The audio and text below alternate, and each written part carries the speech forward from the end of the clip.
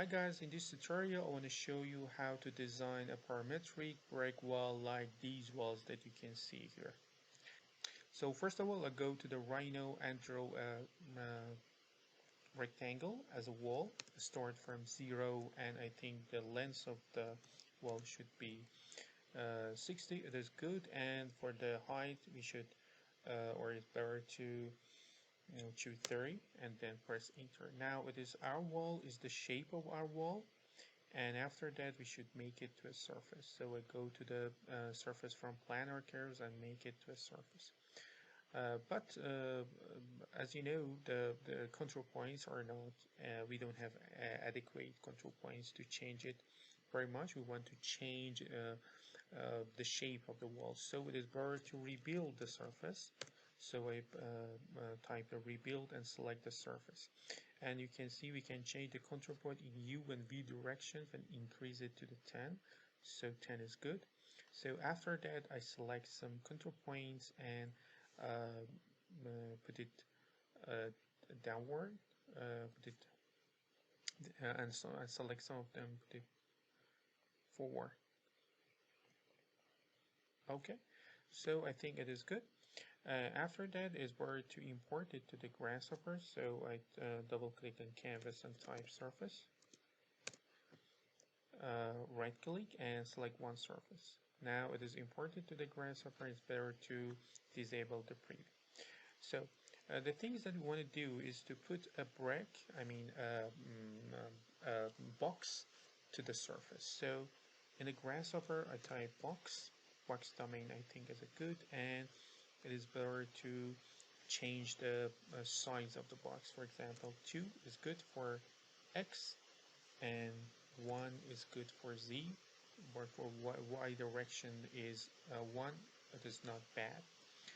So as I told you, I want to put an orient of the brake to the surface. So I choose the orient component here. You can see here. As you can see, the orient has 3 inputs. The first one is geometry that we want to orient. Of course, we want to orient and put the brake onto the wall. So I connect the box to the geometry. And for the source, I have to choose one point of the box. For example, you can choose the area component and select the centroid of the box, or you can deconstruct brep and choose, for example, this point or this point as a source point. So I choose area. This better, I think. So I choose the area and use a centroid as a source. As you can see, now the brake are put to the surface from the from the centroid. But as I told you, I want to put a lot of brakes onto the surface. This is just one brake. So for this one, I have to contour the surface. So I choose the contour. Contour has 4 inputs. The first one is the shape that we want to contour. Of course, we contour the surface. And this is the point. It means that from which point we should start the contouring. So for the default is the origin 0, 0, 0. You can change it, but now it is good because we started to draw the surface from the origin. So for the directions, I want to choose Z directions. And for the distance, we should select the 1 because the height of the brake are 1. So I connect the 1 to the distance. Okay, now we have some lines. We want to put these brakes to the lines. So, and then connect it to the target. So after that, as you can see, to the a usual brake, for example, this brake is you can see the brakes are not along to the top of the other brakes. They have shifted together. For example, if there is a brake here, but the upper brake are shifted. So these lines that we want to put the brake on it are different. So it's better to use the dispatch dispatch. Okay, so the dispatch, we want to dispatch the list of these lines, and in a pattern of 1 and 0, and is word to and we have to of the multi-line data and connect this one. Okay, but before that we have, if you can see the contours, there are graphed. We have to right click on this one and put it in a flatten to put them in one group. So I choose flatten. So we have 30 lines. So as you can see, the output of the dispatch, if I connect it to the curve, we have some curves here, some curve here for the brake, and some curves for the shifted brakes, the brakes and for the shifted brakes. So, but we cannot put the brake directly on the line. We have to make some frames on this line. So I use horizontal frame.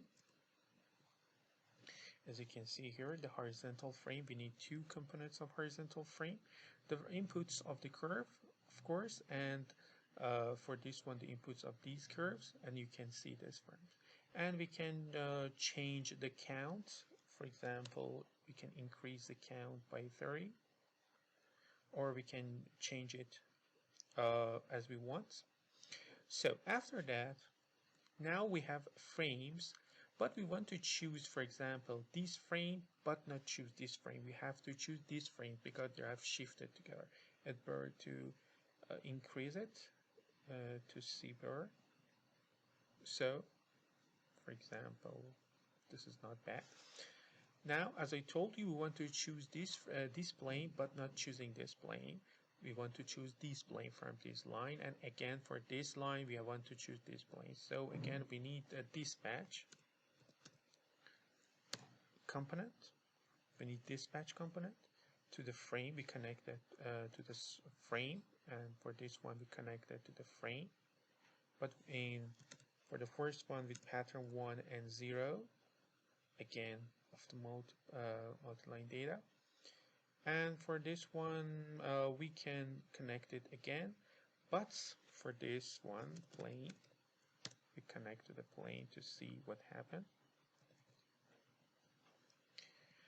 I choose A list from this one, and for this one we choose B list.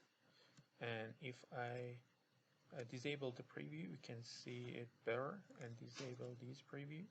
Now you can see this better.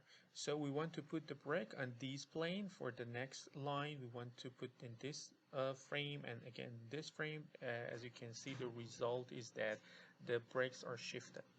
So the next part, this is the next part, and we have to connect these two planes, and I think it's better to merge them first. And after merging that, we can connect this to the target, and you can see the result here. It is better to press the Ctrl Q and disable the preview, the unnecessary things and everything that is unnecessary. So after that, the last geometry should be baked, for example, in layer 1 or layer default. And now go to the Rhino and see the result of the brake. Now this is the result of our brake. You can see here.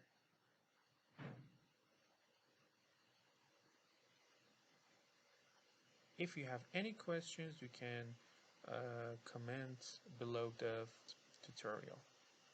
Thank you. Bye for now.